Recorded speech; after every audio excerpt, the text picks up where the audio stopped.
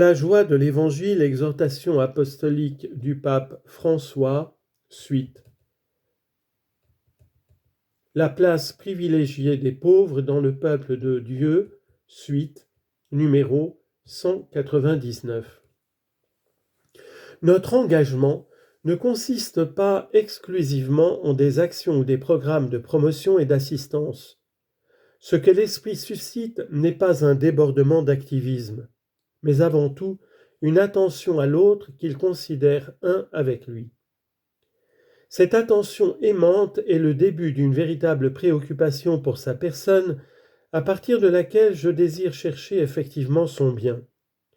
Cela implique de valoriser le pauvre dans sa bonté propre, avec sa manière d'être, avec sa culture, avec sa façon de vivre.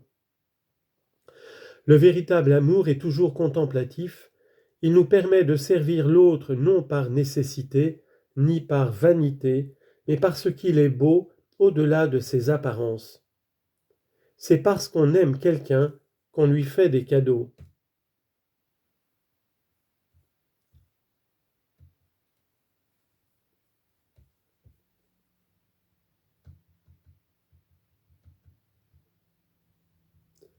Citation de saint Thomas d'Aquin. Le pauvre, quand il est aimé, est estimé d'un grand prix. Et ceci différencie l'authentique option pour les pauvres d'une quelconque idéologie, d'une quelconque intention d'utiliser les pauvres au service d'intérêts personnels ou politiques. C'est seulement à partir de cette proximité réelle et cordiale que nous pouvons les accompagner comme il convient sur leur chemin de libération. C'est seulement cela qui rendra possible que dans toutes les communautés chrétiennes, les pauvres se sentent chez eux. Ce style ne serait-il pas la présentation la plus grande et la plus efficace de la bonne nouvelle du royaume ?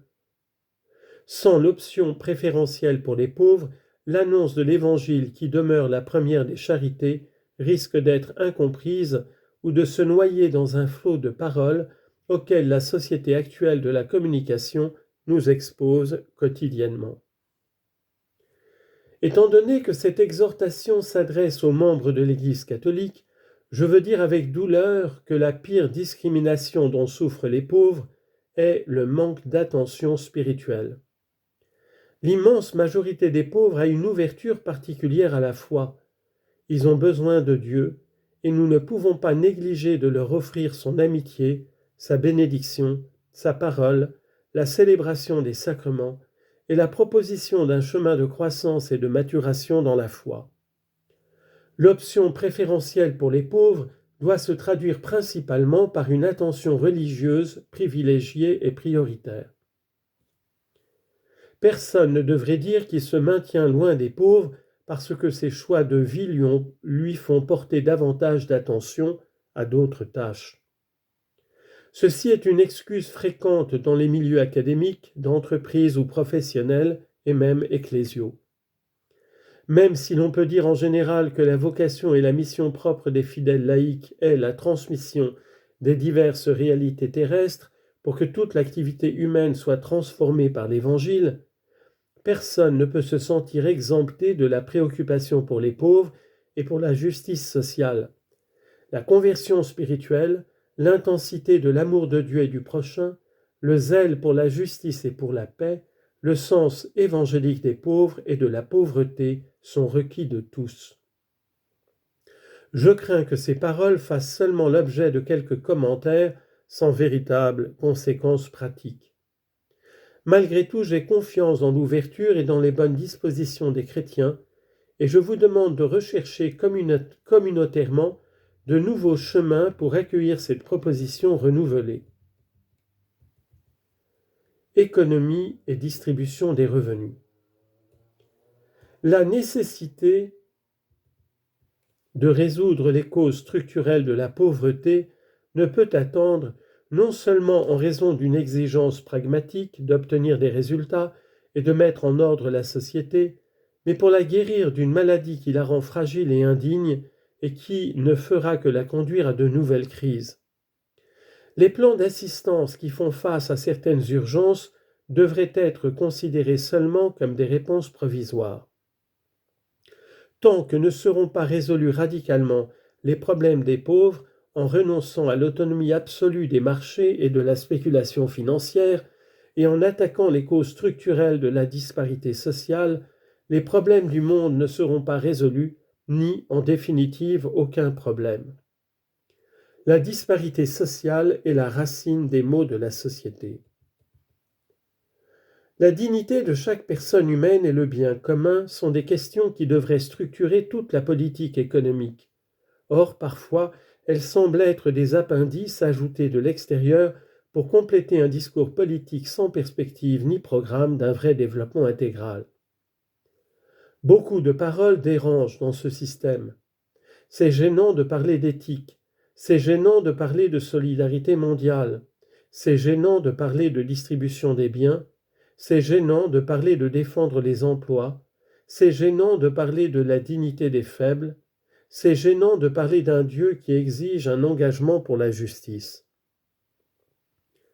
D'autres fois, il arrive que ces paroles deviennent l'objet d'une manipulation opportuniste qui les déshonore. La commode indifférence à ces questions rend notre vie et nos paroles vides de toute signification. La vocation d'entrepreneur est un noble travail. Il doit se laisser toujours interroger par un sens plus large de la vie. Ceci lui permet de servir vraiment le bien commun par ses efforts de multiplier et rendre plus accessibles à tous les biens de ce monde. Nous ne pouvons plus avoir confiance dans les forces aveugles et dans la main invisible du marché. La croissance dans l'équité exige quelque chose de plus que la croissance économique, bien qu'elle la présuppose. Elle demande des décisions, des programmes, des mécanismes et des processus spécifiquement orientés vers une meilleure distribution des revenus, la création d'opportunités d'emploi, une promotion intégrale des pauvres qui dépasse le simple assistanat. Loin de moi la proposition d'un populisme irresponsable. Mais l'économie ne peut plus recourir à des remèdes qui sont un nouveau venin, comme lorsqu'on prétend augmenter la rentabilité en réduisant le marché du travail, mais en créant de cette façon de nouveaux exclus. Je demande à Dieu que s'accroisse le nombre d'hommes politiques capables d'entrer dans un authentique dialogue qui s'oriente efficacement pour soigner les racines profondes et non l'apparence des maux de notre monde. La politique tant dénigrée est une vocation très noble. Elle est une des formes les plus précieuses de la charité parce qu'elle cherche le bien commun.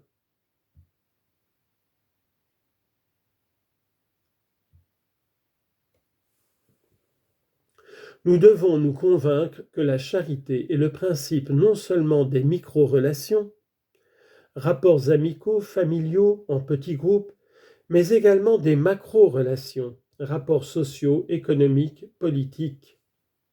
Je prie le Seigneur qui nous offre davantage d'hommes politiques qui aient vraiment à cœur la société, le peuple, la vie des pauvres. Il est indispensable que les gouvernants et le pouvoir financier lèvent les yeux et élargissent leurs perspectives, qu'ils fassent en sorte que tous les citoyens aient un travail digne, une instruction et une assistance sanitaire. Et pourquoi ne pas recourir à Dieu afin qu'il inspire leurs plans ? Je suis convaincu qu'à partir d'une ouverture à la transcendance pourrait naître une nouvelle mentalité politique et économique qui aiderait à dépasser la dichotomie absolue entre économie et bien commun social. L'économie, comme le dit le mot lui-même, devrait être l'art d'atteindre une administration adéquate de la maison commune qui est le monde entier. Toute action économique d'une certaine portée, mise en œuvre sur une partie de la planète, se répercute sur la totalité. Par conséquent, aucun gouvernement ne peut agir en dehors d'une responsabilité commune. De fait, il devient toujours plus difficile de trouver des solutions au niveau local en raison des énormes contradictions globales. C'est pourquoi la politique locale a de nombreux problèmes à résoudre. Si nous voulons vraiment atteindre une saine économie mondiale, il y a besoin, en cette phase historique, d'une façon d'intervenir plus efficace qui, restant sauve la souveraineté des nations, assure le bien-être économique de tous les pays et non seulement de quelques-uns. Toute communauté de l'Église, dans la mesure où elle prétend rester tranquille sans se préoccuper de manière créative et sans coopérer avec efficacité pour que les pauvres vivent avec dignité et pour l'intégration de tous, court aussi le risque de la dissolution, même si elle parle de thèmes sociaux ou critique les gouvernements. Elle finira facilement par être dépassée par la mondanité spirituelle, dissimulée sous des pratiques religieuses, avec des réunions infécondes ou des discours vides.